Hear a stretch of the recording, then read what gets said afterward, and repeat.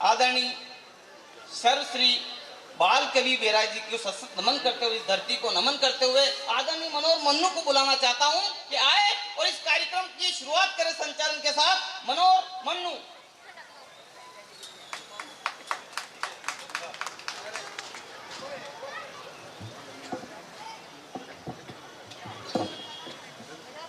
माँ शारदे को नमन करता हूँ। गणपति बाबा के इस दरबार में गणेश जी को नमन करता हूँ एवं स्वर्गीय बाल कवि जी बैरागी जी की इस पावन माटी को नमन करता हूँ।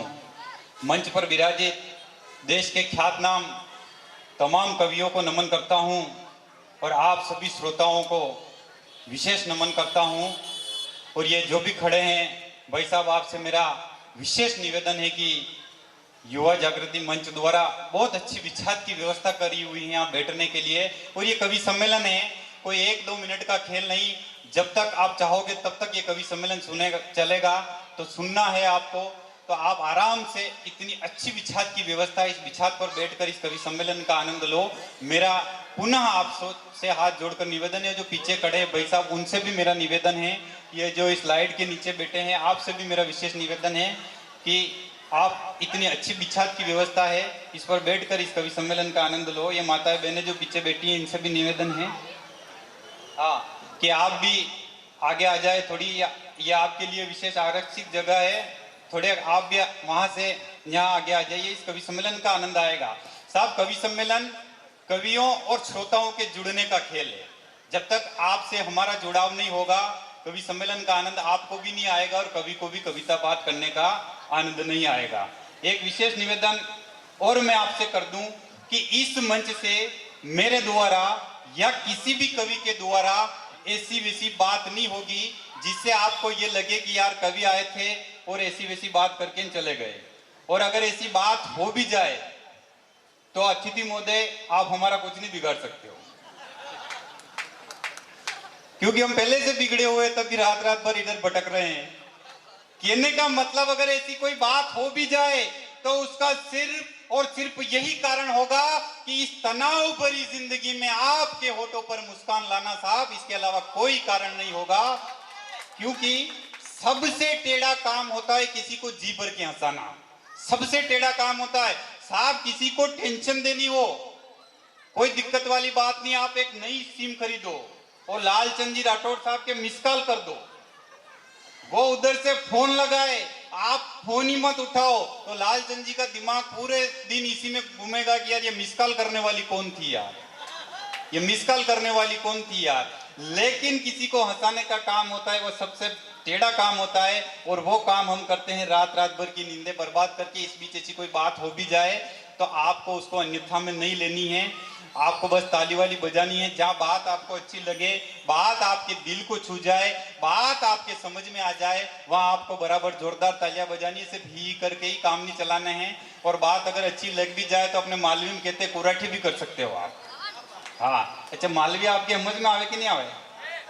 कहा नहीं आवेगा, आप कैसे अमेरिका में बैठा हो जो है, ताली वाली बजाओ। फिर आपने थाली नहीं बजाई साहब। जागृति युवा मंडल ये मनासा का 33वां महाउत्सव है और 33वें महाउत्सव में इस अखिल भारतीय कवि सम्मेलन का आयोजन रखाया गया। और सबसे बड़ी बात इस युवा जागृत मंडल की ये है कि यहाँ जय प्लस वीरू की जोड़ी है, जिसमें जय अध्यक्ष हमारा लालचंद जी राठौड़ साहब और वीरू हमारे उपाध्यक्ष किशोर जी वसीटा साहब है। और पूरी टीम ही बहुत बढ़िया है, बहुत बढ़िया आयोजन। और मनीष जी राठौड़ साहब को मैं विशेष करके धन्यवाद दूंगा, बहुत अच्छा भोजन उन्होंने हमारा करवाया और बहुत ही अच्छी हमारी व्यवस्था रखी।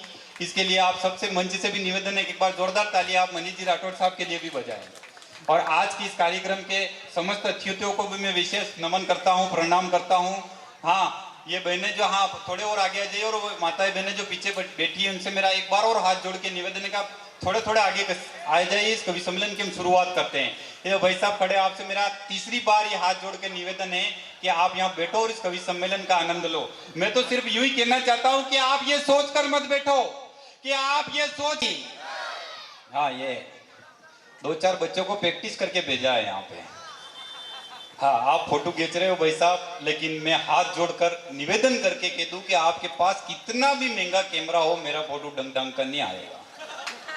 क्योंकि मेरा कलर ही ऐसा है।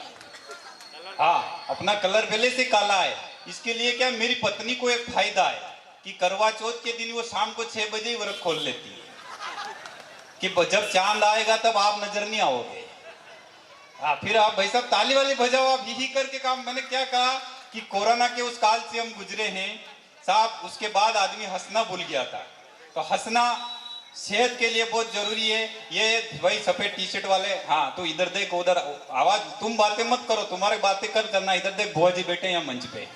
हाँ, ये वो छोटा वाला कब तक गौर से देख रहा, देख बेटा, चॉकलेट खावा की उम्र में सिगरेट पीवा की इच्छा नहीं करनी अपने। बहुत अच्छा कवि सम्मेलन यह होगा भाई साहब। मेरा एक बार पुनः निवेदन है, बहुत अच्छी यहाँ पर जागृत युवा मंडल ने व्यवस्था कर रखी है बिछा के, आप बैठो और कवि सम्मेलन का आनंद लो। पीछे मध्य प्रदेश पुलिस के जवान बैठे हैं, मैं उनको विशेष प्रणाम करता हूं कि इन्हीं की वजह से आज हम कोरोना में बच के यहाँ बैठे हैं।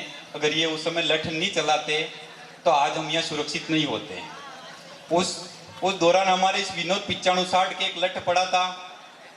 अब इसको तकलीफ होती है जब बरसात होती है, उससे पहले बादल आते हैं, तब कोरोना का याद आता है। तो साहब, जहां बात आपके दिल को छू जाए वहां ताली बजानी है, जहां बात आपके समझ में आ जाए वहां ताली बजानी है, जहां बात आपके समझ में नहीं आए तो भी ताली बजानी है। वो इसलिए बजानी है साहब कि बात अगर आपके समझ में नहीं आई और आपने ताली बजा दी तो आपका पड़ोसी ये सोचेगा कि यार मेरे से ज्यादा ये समझदार है, इसलिए आपको बराबर ताली बजानी है।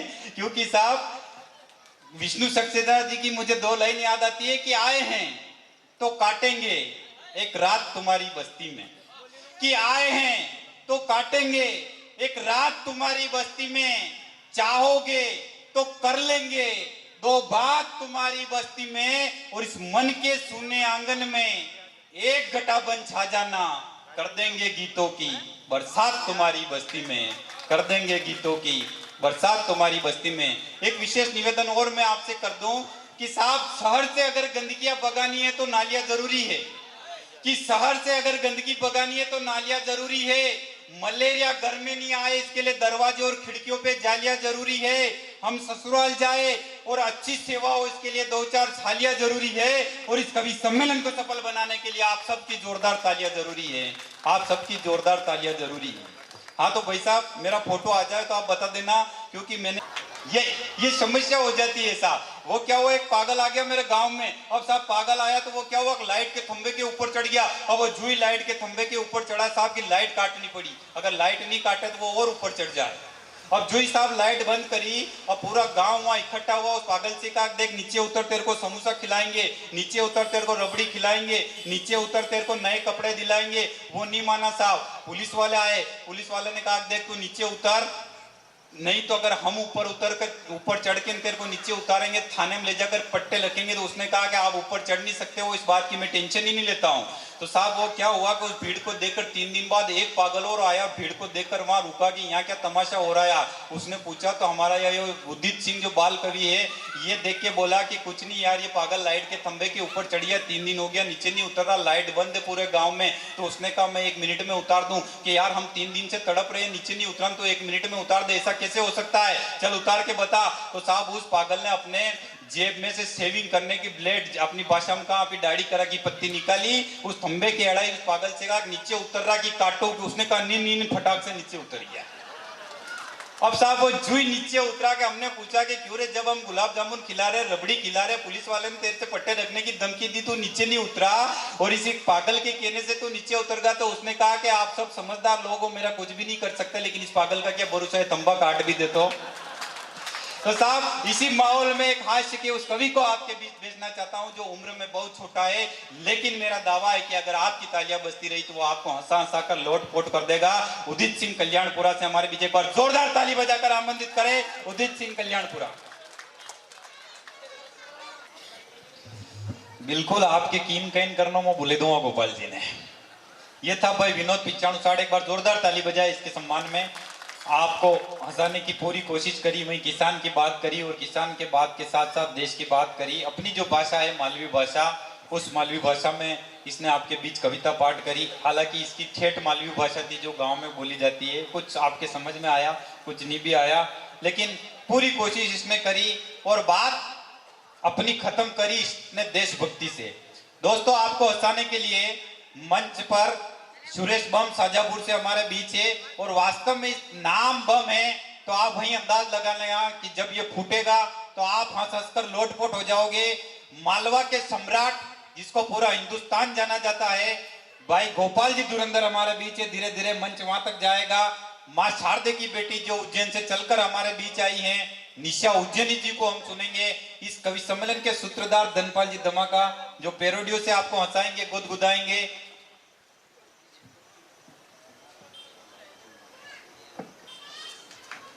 वैसे मुझे नजर नहीं आई तो 50 रुपया आप मत देता, मुझ कर ले तो आप ऊपर थी यहाँ बैठे नीचे थी तो है पहला मुझे योज काम करता हूँ। माइक तो बढ़िया है भाई साहब आपके, डंडा के आयल लगाया करो टाइम टाइम पर आप, बस ये अतरो काम कर दो आप, ताली वाली बजाओ आप। तो साहब निशा उज्जैनी जी की प्यार मोहब्बत की बातें, शेर शायरी हम सुनेंगे, लेकिन मैं चाहता हूं कि थोड़ा माहौल में परिवर्तन करते हैं। मैं खुद बीच बीच में आऊंगा, आपको हंसाऊंगा, गुदगुदाऊंगा। बेटा पीरा टी शर्ट वाला बैठ, ए कारा वारा तू भी बैठ, धुमाल नहीं करनी, मुंह नीचे उतरी बटको भी भर लो, है नहीं? हाँ बेटो आप आराम थी। तो साहब बढ़िया है, वो दो भाई साहब आए हैं, आदमी आदमी का जोड़ा आया, 11 बजे बाद कोई टेंशन वाली बात नहीं है, कोई दिक्कत की बात नहीं है।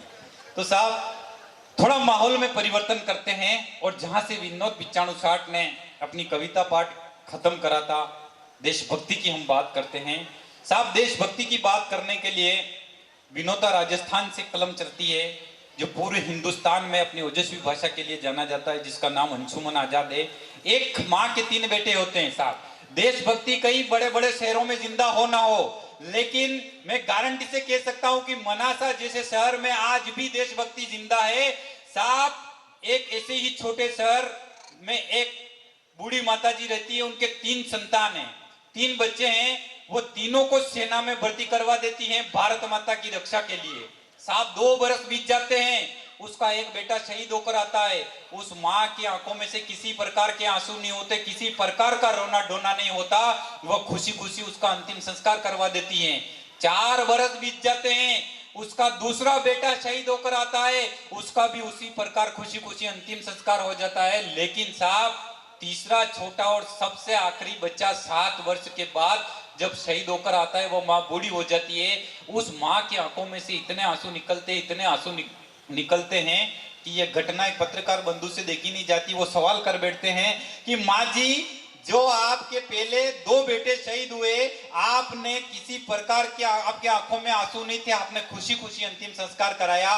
लेकिन तीसरा आखिरी और ये आपका छोटा बेटा जब शहीद होकर आया तो आपकी आंखों में से इतने तेज आंसू। इसका कारण यह है कि आप उन दोनों से प्रेम नहीं करती थी, आप उन दोनों को नहीं चाहती थी। ये छोटा और आखिरी बेटा था, आप इससे ज्यादा प्रेम करती थी। और मैं चाहता हूं उस माँ ने जो जवाब दिया, अगर वो जवाब आपको अच्छा लगे तो एक भी हाथ खाली नहीं रहना चाहिए, उस माँ के सम्मान में तालियां उठनी चाहिए। उस माँ का जवाब था कि वो पहले 2 बेटे मेरे लाडले थे या नहीं थे, इस बात के लिए मेरे आंखों में आंसू नहीं है, या ये मेरा बेटा लाडला है इस बात के लिए मेरे आंखों में आंसू आए, ये बात नहीं है। और मेरी आंख में आंसू इसलिए आ गए कि अब मेरे कोई संतान नहीं, मैं किसको भारत माता की रक्षा के लिए भेजूं, मैं किसको भारत माता की रक्षा के लिए भेजूं।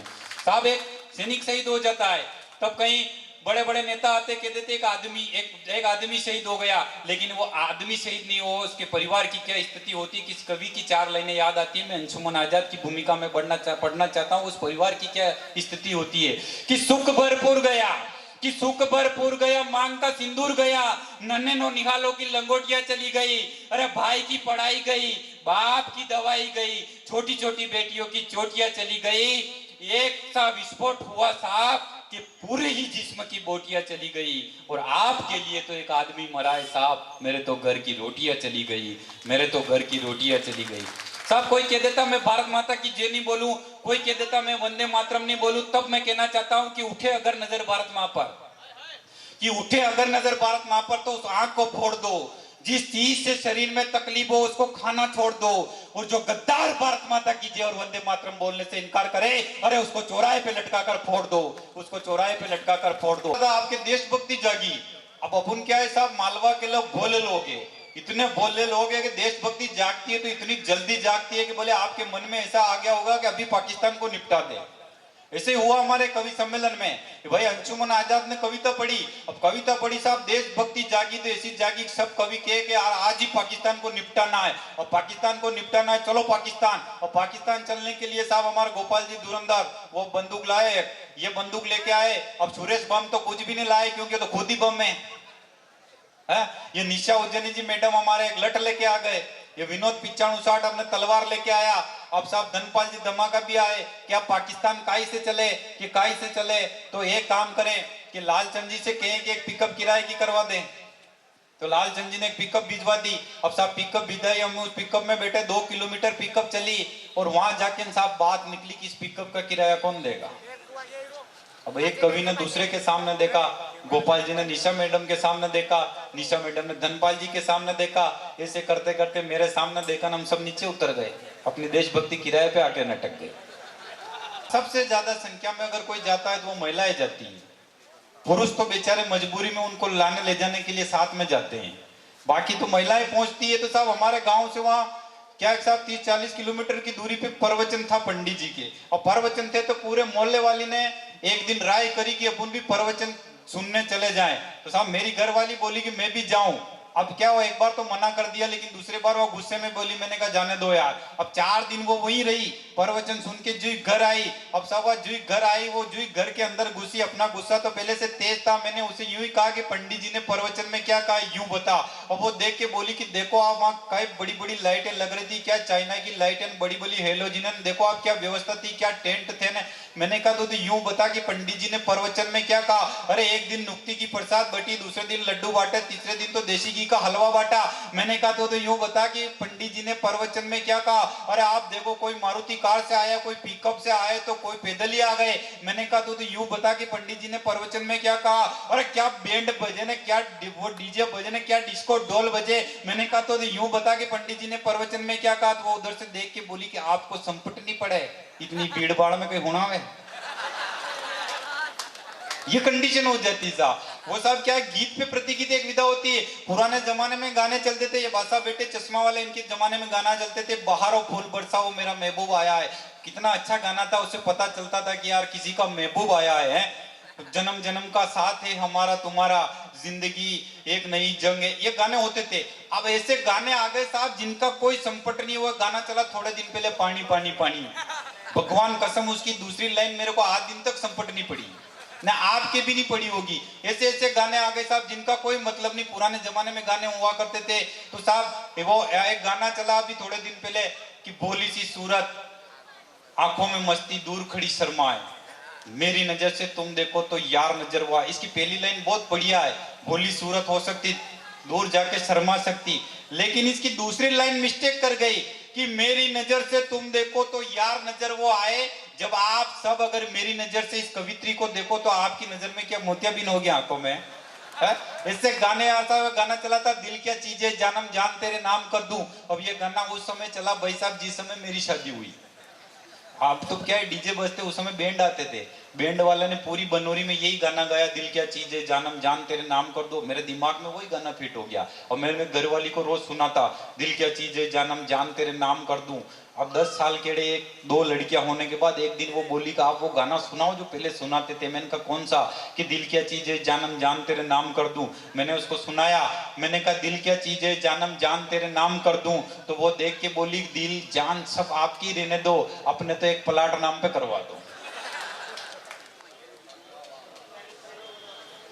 ये थे भाई धनपाल जी धमाका। एक बार जोरदार तालियां आप इनके लिए बजाओ जो आज के इस कार्यक्रम के सूत्रधार भी है।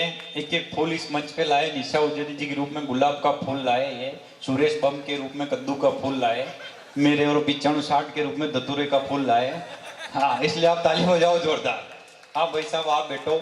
ये जितने भी खड़े हैं, कसम से मैं आपकी ऊर्जा को प्रणाम करता हूँ कि आप कवि सम्मेलन आपने खड़े खड़े सुना। मेरे को पहले डर लग रहा था कि आप खड़े इसलिए हो जल्दी जाओगे, लेकिन आप गए नहीं, और ऐसी आशा भी करता हूँ कि आप लास्ट तक नहीं जाओगे। नहीं जाओगे तो बाबा आधी रात को घर जाके कर भी क्या लोगे आप। हाँ सही बात है, बात जहाँ अच्छी लगे वहाँ तालियां वालियां बजाया करो आप, कोई दिक्कत वाली बात नहीं। भाई साहब ये लाल टी शर्ट वाले, आप पैर यूं खड़ आगे रख के बैठे हो, कसम से आपको देखकर मेरी घरवाली की याद आ जाती है। बढ़िया कवि सम्मेलन चल रहा और बहुत अच्छा आनंद आपको आ जाए, मजा आ रहा कि नहीं आ रहा है? आ रहा है कि? हाँ मेरे को भी आ रहा है साहब। धीरे धीरे इस मंच को हम गोपाल जी धुरंधर तक ले जा रहे हैं। मैं ये युवा खड़े पुनः 4 लाइनें इनके लिए पढ़ना चाहता हूं कि जिनके आंचल में हम पलते हैं, सजते हैं, संवरते हैं, कि जिनके आंचल में हम पलते हैं, सजते संवरते हैं, अरे उनकी हमारी खुशियों के खातिर उनके हजारों सपने मरते हैं, लेकिन हमारी यौवनियत ने हमको यहाँ तक लाके खड़ा कर दिया कि बुढ़ापे में वही माँ बाप 2 रोटी के लिए तरसते हैं, बुढ़ापे में वही माँ बाप 2 रोटी के लिए तरसते हैं। हाँ इस एक के अच्छी बढ़िया है तो फिर ताली वाली बजाओ, नहीं आ रहा? हाँ तो ताली बजाओ आप। बात वो साजन मेरा उस बार पे तो आपने अच्छी ताली बजाई, बहुत बढ़िया आनंद की बात हो रही साहब। मैं बंबई गया एक कवि सम्मेलन में, मेरे साथ में निशा उज्जैनी जी थे। अब जो मैं बंबई गया साहब तो वहाँ एक होटल में ठहरे हुए थे, एक फेयर एंड लवली कंपनी का मालिक आया। वो मालिक आके निशा उज्जैनी से बोला कि मैडम आपका फोटो दूं, मैं 5 लाख रुपए दूंगा। मैंने कहा यार कवि सम्मेलन में आने के 25,000 रुपए मिले, ये फोटो लेने का 5 लाख दे रहा है, ऐसा क्या करेगा? मैंने कहा भाई साहब आप इस फोटो का क्या करोगे? ये पहला आदमी ऐसा देखा जो फोटो का 5 लाख दे रहा है कि भाई साहब ये फोटो लगेगा फेयर एंड लवली जहां पैकिंग होती है उस पैकिंग के ऊपर, और नीचे लिखा जाएगा कि इस क्रीम को लगाने से इतनी अच्छी खूबसूरती आती है। तो मैंने कहा भाई साहब 2.5 लाख देना, फोटो मेरा भी लगा देना। तो वो देख के बोला कि मेरी जो बिक्री वही बंद हो जाएगी अगर आपका फोटो लग गया। तो मैंने निशा उज्जैनी से कहा, मैंने कहा मैडम जब तक ये मेरा फोटो नहीं ले आप फोटो मत देना। तो इन्होंने फोटो नहीं दिया। 20 मिनट बाद वो वापिस आया, वो मेरे से भी ज्यादा दिमागदार आदमी था। आके कहा कि भाई साहब आपका फोटो दो, 7 लाख रुपए दूंगा। तो मेरा दिमाग खराब हो गया, भाई साहब जिंदगी में 7 लाख पूरे कवि सम्मेलन के नहीं होते ना, फोटो के 7 लाख। और फिर मैं सपने देखने लगा यार अपना फोटो फेयर एंड लवली के पैकिंग के ऊपर, एक घर जाएंगे 7 लाख लेके, दूसरा थोड़े दिनों में ये फेयर एंड लवली सब तरफ जाएगी, हजारों करोड़ों लड़कियों के हाथ में जाएगी ना, अपना फोटो उनके हाथ में जाएगा। इतने में वो बोला कि भाई साहब आप इतने लंबे ऊंचे सपने मत देखो। मैंने कहा क्यों? कि ये फोटो यहाँ नहीं लगेगा। मैंने कहा फिर तू कहाँ लगाएगा? कि ये फोटो लगेगा चूहा मारने की दवाई के पैकिंग के ऊपर।